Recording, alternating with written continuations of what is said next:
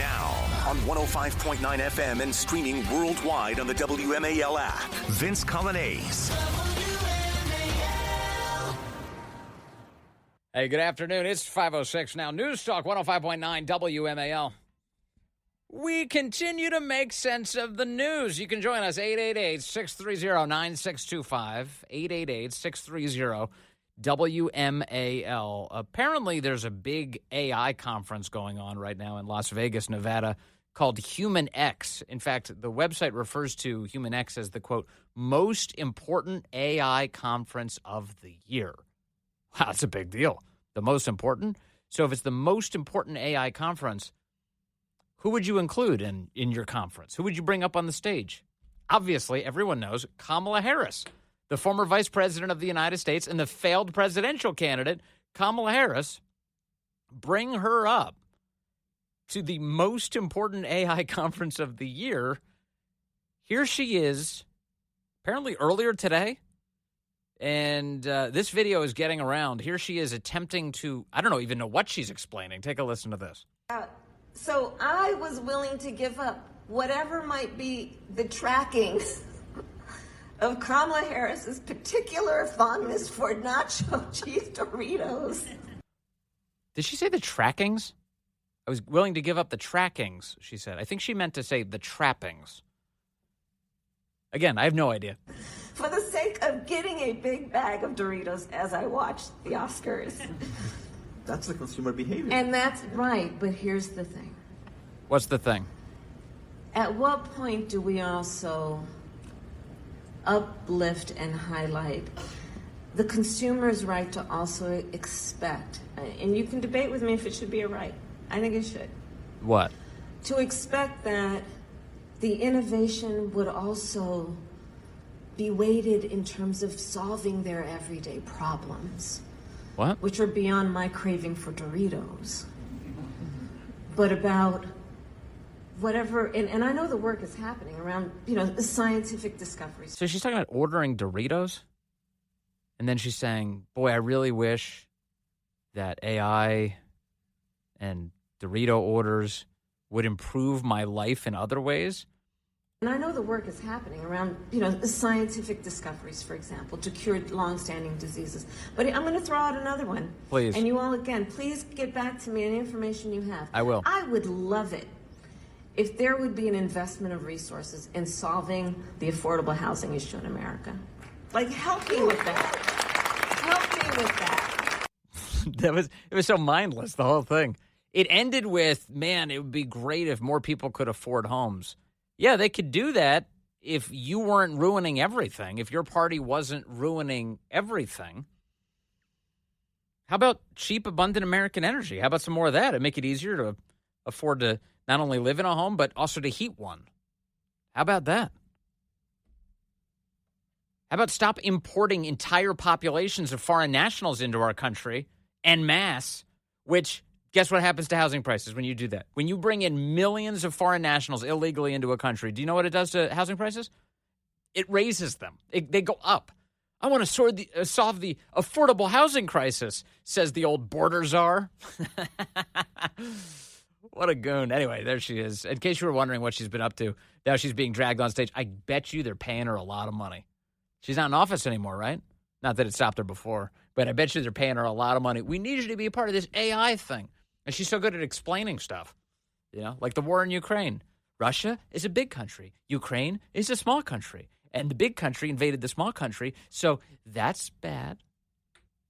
I'm pretty sure I did that word for word, bar for bar. That's basically the same exact presentation that she did on the Breakfast Club. She was trying to explain what the war in Ukraine is. Crazy. Really, really crazy.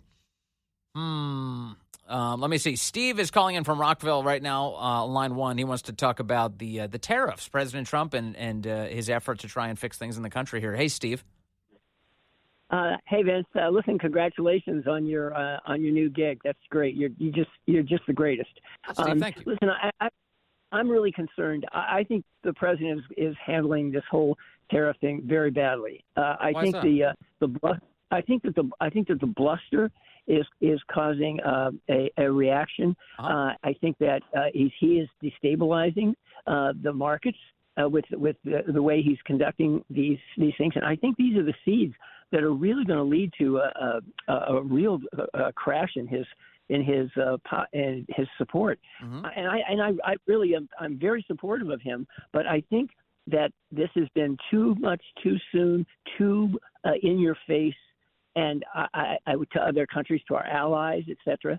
And the Wall Street Journal pointed out in this weekend, right, and saying how European countries, Japan, etc. The people there, these people are really seeing us as an enemy, and I think that's in part because of the way he's presenting all of this. These deadbeats. So really, isn't that the craziest thing, Steve? That countries who've been just straight up.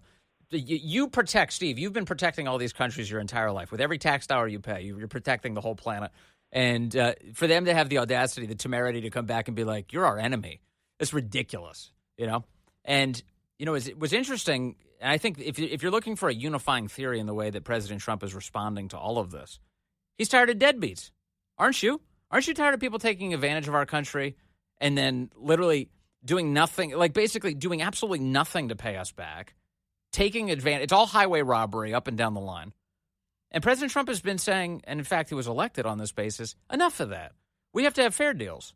So if we're going to be a member of NATO, for instance, every country should meet its obligations to pay for defense. Guess what none of these countries usually do? Meet their obligations to pay for defense. And then, of course, it's left on the United States to pay for everything. Every international body that we're a part of, whether it's the World Health Organization or the United Nations, guess who pays full freight for all of it and everybody else is a deadbeat? The United States of America. Every single time. We're constantly taken advantage of in that way. We are the security blanket for all of Europe, much of Asia, all of North America, all of the Western Hemisphere. It's crazy. So Trump approaches this, Steve, from this perspective. No more deadbeats. And in fact, you have so poorly served the United States that in some ways you've actively hurt us. So like in the case of Mexico and to a lesser extent Canada, fentanyl has been flowing across those borders and killing hundreds of thousands of Americans per year, the drug overdoses here in the country, as a result of the cartels, the Chinese, and the wide open borders. And those countries have done little to stop it. And in fact, have been kind of glad, especially in Mexico's case, to allow problems to flow through their country and into the United States.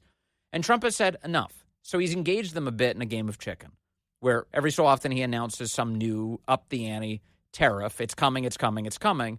And then at the very last moment, perhaps reels back a little bit, finds some sort of middle ground, draws down a little, with the expectation and the achievement of some of these countries stepping up and saying, okay, fine, we're going to do what we can to stop it. So that's how you end up with Mexico sending 10,000 troops to our southern border. That's how you end up with Canada sending 10,000 troops to our northern border. That's how you end up with commitments from these places that they're actually going to do something that they weren't doing before. So in that sense, President Trump is using this tactic to a good effect already. Now, you're concerned about the market. Totally well-founded. We all have, many of us have 401ks and portfolios to watch, and we keep an eye on that. We're like, oh, my goodness, I don't like seeing a shift. Well, if you've learned anything about being in the market for any amount of time, normally it's not to allow a single day or even a single month to dictate your general emotion towards all of it forever, one. But two, when should President Trump do this? If he's going to do it, when? And the answer should be at the moment that he has the most political capital and at the moment that he's furthest from the next election in order to take the risks necessary to actually achieve something. So if he's ever going to do this, he needs to do it now, Steve. This is not a fight to wait on. We are in a situation where we're being, again, horrifically taken advantage of by so many countries around the world. President Trump is trying to right those relationships everywhere. And he's using the very beginning of his presidency when he has the most public support as an opportunity to do that. Is it risky? Yeah, it's risky. But this is the moment. You can't wait for it. You think I'm right about that? I think that you're right on many of these elements. And my point is, I think there should be more quiet diplomacy with respect to Canada, to Mexico, et cetera, and do these things, not in such a blustery way, or to insult the national identity of one of our closest allies, Canada. That is going to elect a liberal government in Canada when they were going to be, blasted in the election coming up. There's too much. Don't treat these allies as enemies. I mean, I think that's really self-defeating, and I think it's going to come back to bite him big time because it drives them into a stand where they can't be seen as giving in. So they'll hold out, hoping that this will hurt him so much that he'll have to back down. Yeah, it's just amazing, though, the lack of gratitude, don't you think? I mean, Canada, the reason Canada can exist in so much peace in this hemisphere is because of the United States. That's it. Absolutely. Absolutely. And the idea. Go ahead. Can I just make a point? Please. This is what really, really bothers me with respect to this Canadian thing. You can criticize Canada, you can go after Canada, but he is insulting their national identity. How would you feel if another country was doing that to us? You know how you'd feel. You don't go after and insult these people who have a different country than we do. But I'm not Canadian. I'm American. And one of the things I don't like about, for instance, our trade relationship with Canada is how much it hurts American farmers. So that Canada, so in the media coverage of the tariffs, for instance, Steve, there's all this talk of like, oh my goodness, why are you going to impose tariffs on those poor Canadians who are just like nice and have funny accents? No, that's not what's happening at all. He straight up has said, first of all, he wants to stop the fentanyl, but the other part is that this is reciprocal. On American dairy farmers, there are massive trade barriers that are meant to prevent dairy products from reaching Canada. And the same is true in other sectors. You can look at lumber as an example. So Canada has all of these barriers imposed on the success of the United States. Trump has his own style, no question, including insulting them, including going after them and calling them out. And as far as, style goes, we have had the quiet diplomacy you talk about for many years from politicians of both parties. And during that time frame, America's hand has only grown worse with all of those countries. So President Trump, yes, he's a radical break from all of that. But in many ways, I think he's a breath of fresh air because the status quo itself needs to be broken. I get it, Steve. You want to play nice with everybody. You want to play nice with your allies. I got that. But you have to make sure these relationships are fair, and you can't let people take advantage of you. Steve. Yeah, but Behar knows, but he worked out a previous negotiation with Canada when he was president without calling and saying, we want to take over Canada. And this is a big difference there. I'm not sure I want them as the 51st state anyway, because I'm not excited for the senators that come from Canada just yet. I'd like a little bit more research to be done on that subject before we dive into the 51st state situation. But Steve, thank you. I appreciate the call. There he is, Steve. All right, hold on. I'll take more of your calls in just a moment. First, it's 5:19 now. Tomorrow on the Chris Plant Show, big news, Michelle Obama's launching a podcast, Big Mike and Friends, 9 a.m. on WMAL.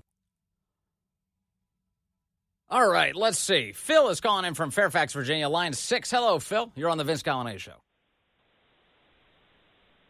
Hey, Vince. How are you? I'm good, Phil. What's on your mind, sir? Hang on. Trying to get you there? Yeah, I hear you. You hear me okay? Yeah, sorry about that. So No I hear you saying that I hear you say that Donald Trump is sick of deadbeats. Yeah. Okay. So Donald Trump filed for bankruptcy 6 different times. Do you understand when you file for bankruptcy, you default on your loans? And when you do it purposefully to default on your loans, which he realized was a good business practice, it therefore makes him a deadbeat. So you familiar with what Chapter 11 is? Are you familiar with that? I am familiar with what Chapter 11 is. Okay, good. So Chapter 11 doesn't mean that you're forfeiting your debt or that somehow it's absolved. It means you reorganize it and you work out a payment plan with your debtors, right?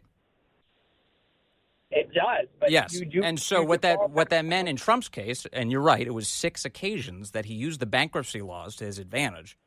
He reorganized his debt. Yeah. He would lower the interest rates on that debt. He would extend the time horizon on that debt. He would forfeit ownership of his companies to his debtors in the process. In other words, he would work to make them whole using the Chapter 11 bankruptcy laws. Is that right? That is not right. What he would do is then reacquire those. He would then reacquire those businesses and then file again to again rip his lenders off. So, Deadbeat. So no. So in other words, what he's doing here is following the law, and then paying his debtors is what he had to do, and is what he did. And so now let me get to the deadbeat portion of this, which is, what do you think Joe Biden is, Phil?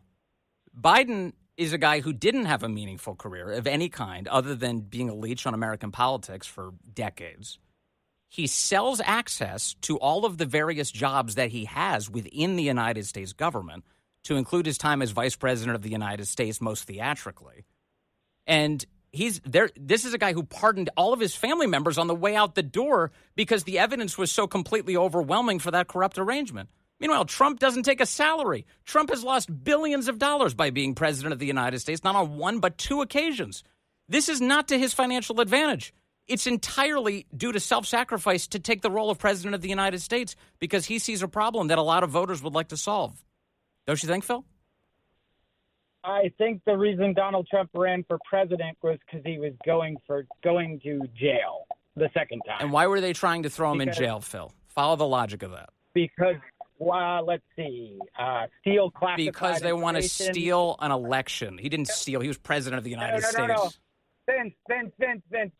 Yeah. You steal classified information from the United States government. Which Joe Biden did. If you or I do that, why are you talking about Joe Biden? Because you won't argue on that terrain because you know it's a stinker for you. It's a complete loser.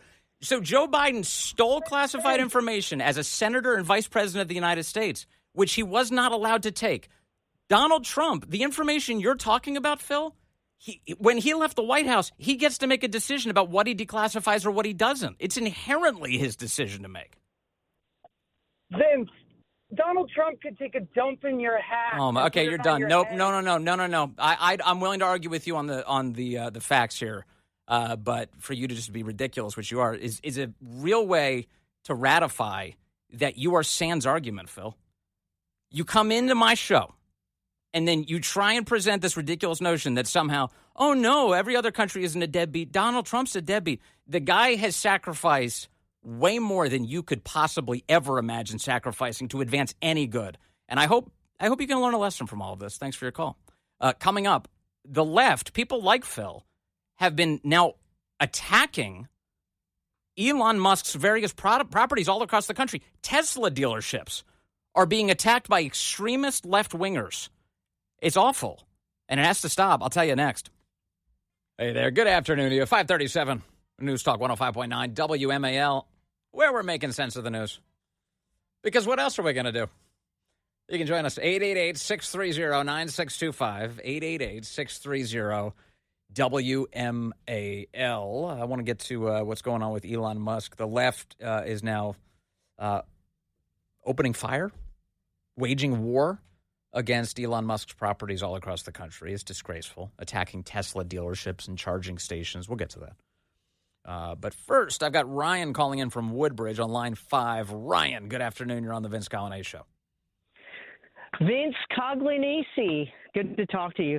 Thanks. I just wanted to say that, America is broke, dead broke, and to that guy, Phil, I don't know anybody better than somebody who's navigated Chapter 11 6 times to get us out of this mess. Yeah, actually, remember, if you remember, Ryan, when President Trump ran on the first time for office, he actually made this a feature of his campaign. Remember that? He's like, I'm the king of debt. He got up on stage. And Hillary wanted to turn this into a big liability for him. And he's like, actually, I'm the best at handling all this. I know how to get through all this. He's like, this is a system I understand because it's a system that I've used, and I'm here to change things. So yeah, you're actually right. I mean, that's literally how he ran for president the first time.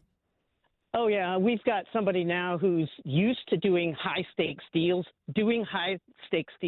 at the absolute highest level, and I couldn't be happier, honestly. That's cool. All right, thanks, Ryan. I appreciate that. To add to Ryan's point, I didn't realize this. I just looked this up a moment ago. I was wondering how many organizations is President Trump, businesses, is President Trump involved with? And the number at any given point is over 500 subsidiaries and entities. Over 500 of them. 515, that's the number I'm looking at here.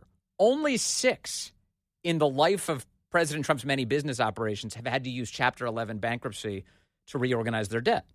Only 6 out of 515. Quick math there. That's what, like 1.2% of all of his businesses? Seems like a pretty good track record. Lots of people start businesses and they don't succeed. Lots of people. And I don't think anyone can question, even good old Phil, if President Trump has been a success. He has. The plane with his name on the side of it seems to suggest that. Man, oh man. Let's see here. I've got Bill in Purcellville calling now on line 2. Bill, good afternoon, sir. You're on the Vince Coglianese Show. Hey, Vince, first-time caller, long-time listener. I want to disagree with you right before the commercial break. Another one? Another one? Yeah. All right, Bill, go ahead. Here we go. Get ready. You said that the left-wing radicals or extremists were attacking Tesla, and you're wrong. They are domestic terrorists, and they are attacking Tesla, trying to intimidate him, to stop him or at least get him to back off from his DOGE. So I'm so glad you called and said that. So here's I'm going to prove something about myself right now. I can admit that I'm wrong. Bill, you're totally right. All right, good. You're totally right. You're dead on, brother. You're a man. Yeah. Thank you, sir. Yeah. All right, thanks. All right, there's Bill. See, these things can end well for you. You call in and say, Vince, you're wrong. Okay, tell me I'm wrong. Yeah, they're domestic terrorists. Yeah, Bill's right, because what's the point of all of this? To scare people into submission. They're trying to use physical violence to scare people into submission, whether it's to scare Elon out of the government. The guy who keeps reporting that assassination attempts and threats are at sky-high levels for him. They're at SpaceX high levels right now for him. He said that he's spending a lot of money on security. He's working to trying to protect himself. As the left is staging open warfare against him for what? Trimming the sales of federal government spending? That's the thing? Yeah, they're animated about it, to the point of violence. The New York Times reporting this weekend on some of this. They say rage against Elon Musk turns Tesla into a target. Tesla charging stations were set ablaze near Boston on Monday. Shots were fired at a Tesla dealership in Oregon after midnight on Thursday. Arrests were made at a nonviolent protest, the New York Times adds, at a Tesla dealership in Lower Manhattan on Saturday. The electric car company Tesla increasingly found itself in police blotters all across the country this week, more than 7 weeks after President Trump's second inauguration swept Tesla's chief executive, Elon Musk, into the administration as a senior advisor to the president. Mr. Musk, 53, is drawing increasing backlash for his sweeping cuts to federal agencies, a result of the newly formed cost-cutting initiative that Mr. Musk has labeled the Department of Government Efficiency, DOGE. During a demonstration on Saturday at a gleaming Tesla showroom in the West Village neighborhood of Manhattan, protesters joined in chants of, "Nobody voted for Elon Musk." These people are idiots. They're complete idiots. Need I remind everyone, and I'm seeing it's not just dummies who stand out in front of Tesla dealerships crying, "Nobody voted for Elon." It's their representatives in the media are doing this. Left-wingers who have jobs in the legacy press, who are talking heads on television, they keep saying things like, "Nobody voted for Elon." Well, first of all, to an unusual extent, they kind of did, actually. President Trump ran with Elon Musk standing on campaign stages with him, making the promise, you vote for me, you get Elon. So people who are showing up to the polls specifically because they liked that offer, they actually did vote for Elon. 1. 2, if the standard is only the elected officials are allowed to do anything, well, then you've excluded the entire executive branch except for the president and the vice president. Nobody else in the executive branch is, quote, elected. Nobody voted for Marco Rubio. Nobody voted for Pete Hegseth. Nobody voted for Tulsi Gabbard. Nobody voted. You could just go down the list. You could do this game forever. It's a ridiculous thing. It's an IQ test, actually. If you write "nobody voted for Elon Musk" on a sign and stand outside, you should probably have a straitjacket on. You're an idiot.